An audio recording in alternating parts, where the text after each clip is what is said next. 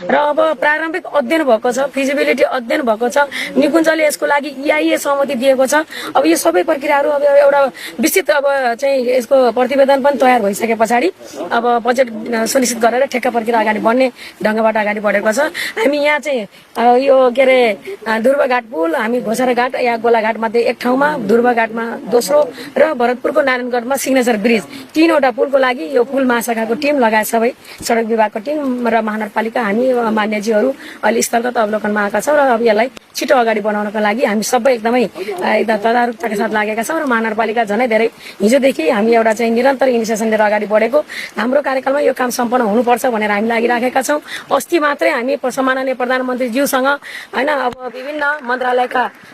मन्त्रीज्यूहरू, मन्त्रालयका सचिवज्यूहरू, अब महानिर्देशकज्यूहरू सबै सहित अब यहाँ अब यो क्षेत्रको मान्य प्रदेशको मान्य ठाकुर प्रसाद ढकाल दाइ, हामी सबैले अहिले अस्ति भर्खरै एक हप्ता अगाडि हामीले त्यहाँ छलफल गरेर यहाँ अहिले स्थलगत यहाँ आएका छौँ र यसलाई निरन्तर हामी यसको समन्वय गरिराखेका छौँ। छिटोभन्दा छिटो कामको हामी सुरुवात अगाडि बढाउनेछौँ।